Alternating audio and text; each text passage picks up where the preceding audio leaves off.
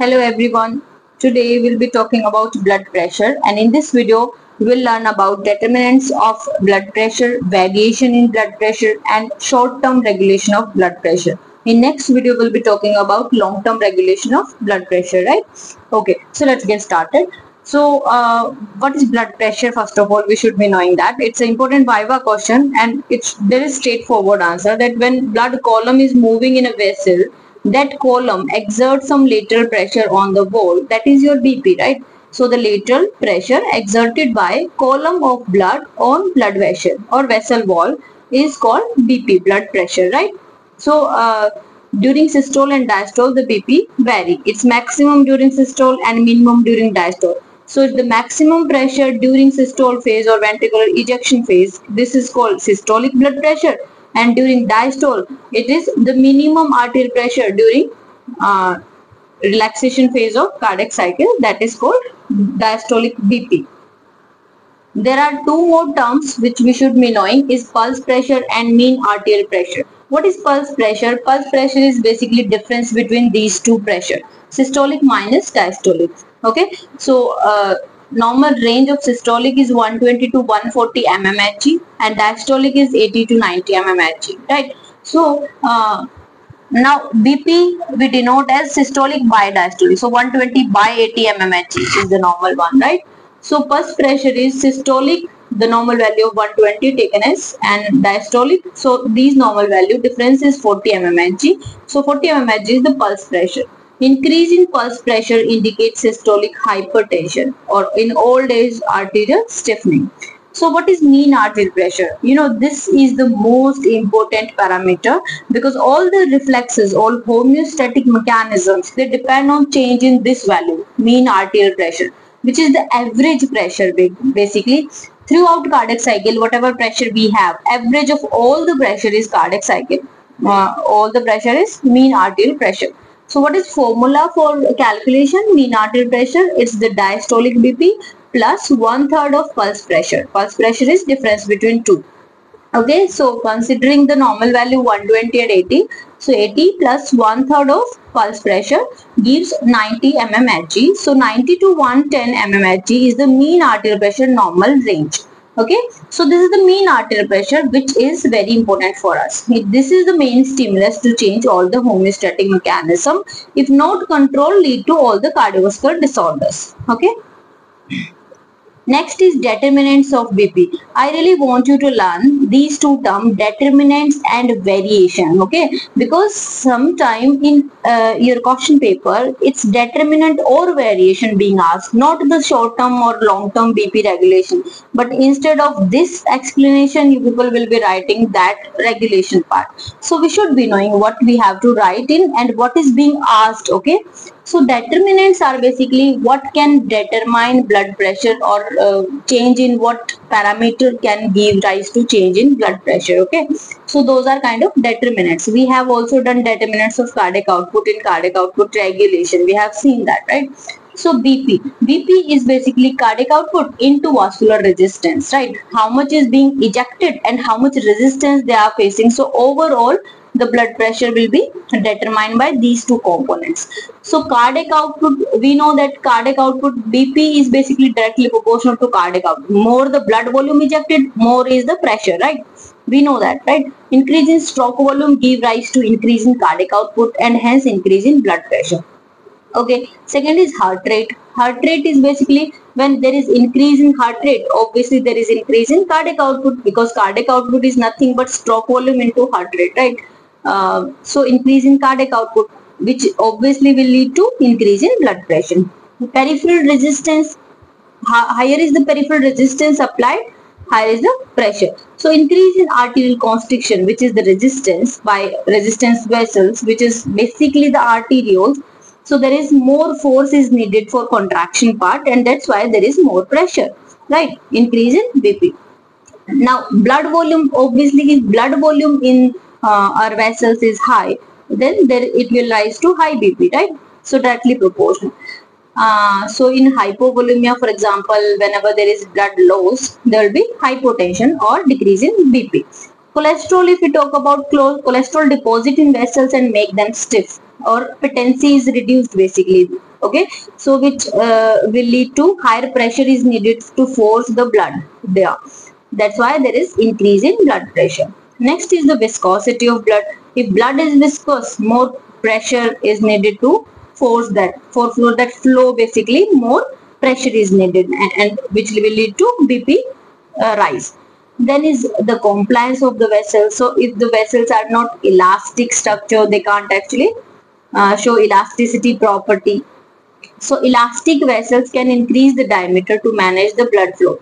But if elasticity is reduced, which often occur with age or any lipid level, deposition of atherosclerotic plaque and lipid deposition will lead to plaque formation, and other causes which basically lead to reduced diameter. They are not able to relax whenever there is high blood flow, which will lead to a rise in blood pressure. So these were some determinants. Now let us see what are variations in BP. Fine. So variation in BP, if we see, there are physiological variation, there are pathological variation. Fine. We should know physiological variation. First of all, let's see. So with age, we have seen that with age, the BP increases because the elasticity of vessels reduces, right? With sex, BP is less in females, and but before menopause, the change is nullified after menopause, right? So during sleep, BP reduce because sympathetic activities also reduce during sleep. Then climatic condition, in hot climate, BP is low. Diurnal variation, if we see, BP is low in morning and high in afternoon. Build, if we see, there is high BP in obese cases. Then gravity on standing BP is reduced. After meal, heart rate rises, CO rises, obviously cardiac output rises, which will lead to rise in BP. Exercise, there is sympathetic stimulation, which will lead to increase in blood pressure. Next, coming to pathological conditions. So BP more than 140 mmHg systolic value is basically systolic hypertension. So more than 180 mmHg systolic is basically considered as hypertension, and less than 100 mmHg there is hypotension. Now let us see the regulation of blood pressure. Now basically based on the timing, or basically the time dynamics, how much time the regulation mechanism it takes to reduce that BP or to reduce that change or bring the change back to normal. Based on that criteria, this regulation of BP we read in these three headings. You can skip the middle one although, but at least first and the last one is the most important being asked in examination. So short-term BP regulation, intermediate-term BP regulation, and long-term BP regulation. What's that? Short-term BP regulation is basically the mechanism which work for us on daily basis, from second to minutes. Whenever you stand, whenever you climb stairs, whenever you do any activity. So every time our blood circulation is affected due to gravity, and that's how BP is to be regulated to maintain the uniform flow to all the peripheral tissues. So that time, these are the mechanisms which are called short-term BP regulatory mechanisms which comes into play. So they work for second to minutes, right? So there are three mechanisms in short-term BP regulation: baroreceptor reflex, chemoreceptor reflex, and CNS ischemic reflex. Okay, they also work for some range of blood pressure. It's not like that whenever you stand all three mechanisms comes into play. No, it's basically normally this is the range which is affected on daily basis. So baroreceptors, they are able to regulate the blood pressure in normal range. Whenever blood profile is affected, chemoreceptors comes into play. Whenever BP is less than 40 mmHg, we are talking about systolic value here, which is in severe condition only. So that time CNS ischemic reflex comes into play. So these are short-term BP regulation, mean they are fast mechanisms to act in that emergency condition, right? So in this video we'll be talking about only short-term regulation, and in next video we'll be talking about rest. Fine. So that will complete our BP topic. Okay, so let's get started with short-term BP regulation. So short-term BP regulation, the first mechanism is basically baroreceptor reflex. This works for the range 60 to 160 mmHg. Okay, now this highest range can vary depending on some books. Okay, so don't bother about this. The minimum range is 60. They start firing at this range only.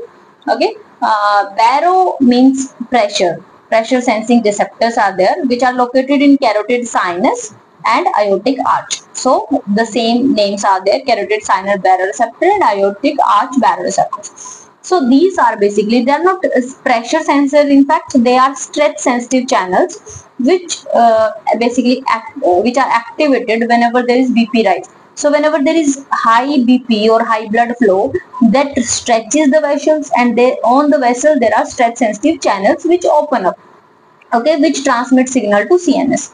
So baroreceptors, they have high elastin fiber, less intima media thickness, and there are large number of ENaC channels and TRP channels present over there, which makes them specific as stretch sensitive channels, right?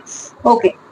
So second thing is arch of aorta is supplied by the vagus nerve, afferent nerve ending I'm talking about, and carotid sinus baroreceptor is basically supplied by ninth nerve. Okay, so these two nerves, they carry this stretch sensitive channels, or basically what happens whenever there is a increase in blood pressure, there is vascular distension, the vessels will dilate and the channel deformity occur. Channel will deform, and which lead to basically opening of stretch sensitive channel and cationic influx, which is nothing but depolarization of the nerve causing action potential. So that's how the signal is transmitted to 9th and 10th cranial nerve via from these two baroreceptors. Okay, so 9th and 10th cranial nerve, they basically carry these signals. These are the afferent nerve endings which carry these signals to medulla. Okay, if you see these brain areas, this is cerebrum, this is midbrain, pons and medulla.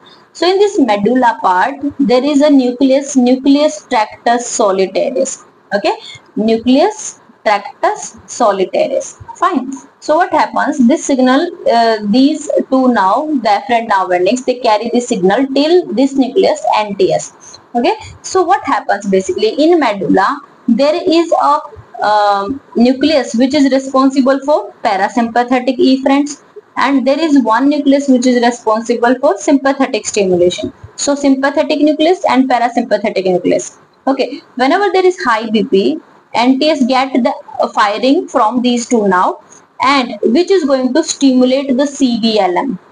Okay, so we should know what is the CVLM. This is ventrolateral part of medulla, and this ventrolateral part of medulla have two areas, caudal area and rostral area. Okay, so the caudal area is called CVLM, caudal part, caudal ventrolateral medulla. Okay, which is nothing but a parasympathetic nucleus which give rise to vagal efferent. Okay, and whenever there is parasympathetic stimulation, there is always inhibition of the rest RVLM. Okay, which is basically sympathetic nucleus. You might have heard vasomotor center. Vasomotor center is basically nucleus of sympathetic nerve endings, from where the sympathetic nerve arises. Okay, so whenever parasympathetic nucleus is stimulated, it is going to inhibit the sympathetic one. Okay, always under inhibition of CVLM. Fine. So whenever there is high BP, what you should be having? You should be having that parasympathetic should be stimulated or sympathetic should be stimulated. You have to think this thing. So whenever there is high BP, for example, assume sympathetic is stimulated. What sympathetic is going to do? It will increase the cardiac output, obviously, which is going to increase the BP further. Okay, and sympathetic also do vasoconstriction. These two things you have to keep in mind, that whenever there is high BP, obviously this can't be stimulated. So that's why other will be stimulated, means parasympathetic stimulation is needed here. Okay, so that's how you can ignore this confusion that which one to be stimulated. So whenever there is increase in BP, parasympathetic nucleus will be stimulated. And since parasympathetic is stimulated, which is nothing but cardiovagal center, vagus discharge is increased, and simultaneously inhibition of sympathetic neurons is also done. So vagal discharge is going to do, it will decrease the heart rate and decrease cardiac output, and hence decrease BP. And it also inhibit vasoconstriction. So cause vasodilation. So all these changes is going to decrease the blood pressure. Okay, so increase in blood pressure taken by baroreceptor reflex, and the ultimate response is decrease in blood pressure. Okay. Next is chemoreceptor reflex. What is chemoreceptor? Chemo means chemical thing. So chemical composition sensitive receptors, right? They are chemosensitive receptors located in central locations and peripheral locations. Central is in medulla and peripheral is in same two location, but they are called the word body. So aortic body and carotid body chemoreceptors, right? Now these chemoreceptor peripheral one are sensitive to decrease in PO2, partial pressure of oxygen, and increase in partial pressure of CO2, decrease in pH. So whenever in blood this chemistry profile is there, is present because of any region, the chemoreceptors are stimulated. And whenever we talk about central chemoreceptor in medulla, they are sensitive to H positive concentration. Okay, so in carotid body, if we see, there are two type of cell. Type 1 cells, glomus cell. Type 2 cells are basically the glial cells. Okay, so these are the glomus cell which are responsible for sensing these changes: decrease in PO2, increase in PCO2, and decrease in pH. So what happens basically?